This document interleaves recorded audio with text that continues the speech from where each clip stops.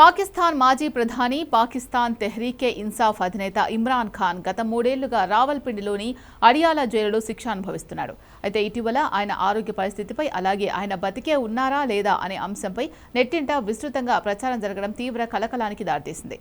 జైలులోనే ఆయన మరణించి ఉండవచ్చు అంటూ ప్రచారం సాగడంతో ఆయన మద్దతుదారులు పీటీఐ కార్యకర్తల్లో తీవ్ర ఆందోళన వ్యక్తమైంది. ప్రస్తుతం అమెరికాలో నివసిస్తున్న ప్రముఖ పాకిస్తానీ జర్నలిస్ట్ వజహత్ సయీద్ ఖాన్ చేసిన కొన్ని వ్యాఖ్యలే ఈ ఉత్కంఠకు ప్రధాన కారణమయ్యాయి. పాకిస్తాన్ సైనిక దళాల ప్రధాన కార్యాలయం జీహెచ్క్యూకి చెందిన 3 సీనియర్ అధికారులు ఇమ్రాన్ ఖాన్ ప్రాణాలతో ఉన్నారా లేదా అన్న అంశంపై అనుమానాలు, భయాందోళనలు వ్యక్తం చేసినట్లు ఆయన పేర్కొన్నారు.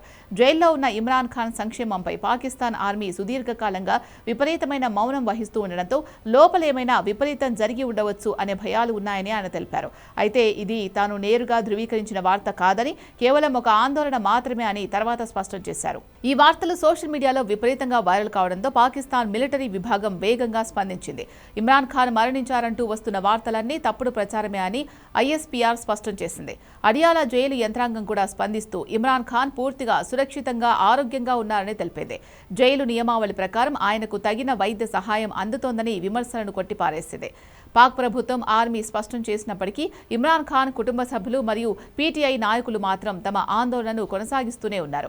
చాలా రోజులుగా ఇమ్రాన్ ఖాన్ను కలిసేందుకు ఆయన కుటుంబ సభ్యులకు అనుమతి నిరాకరిస్తున్నారు. ఆయన సొంత వైద్యులను గానీ, కుటుంబ సభ్యులను గానీ ములాఖత్కు అనుమతించకపోవడం వల్లే ఇలాంటి పుకార్లు పుట్టుకొస్తున్నాయి. నేరుగా ప్రత్యక్షంగా కలవడానికి అనుమతిస్తే తప్ప ఆయన పూర్తి ఆరోగ్య పరిస్థితిపై స్పష్టత రాదని, వెంటనే ఆయనను కలిసేందుకు అనుమతించాలని పీటీఐ నాయకులు డిమాండ్ చేస్తున్నారు. మొత్తానికి ఇమ్రాన్ ఖాన్ జైల్లో మరణించారు అనే వార్త కేవలం తప్పుడు ప్రచారం అని పాకిస్తాన్ ప్రభుత్వం, ఆర్మీ అధికారికంగా తేల్చి చెప్పాయి. అయితే నిరంతరం ములాఖత్లపై ఆంక్షలు విధించడం, ఆయనను బయటి ప్రపంచంతో మాట్లాడనీయకపోవడమే ఇటువంటి నిరూపణ లేని రూమర్లకు కారణమవుతోందని విశ్లేషకులు భావిస్తున్నారు.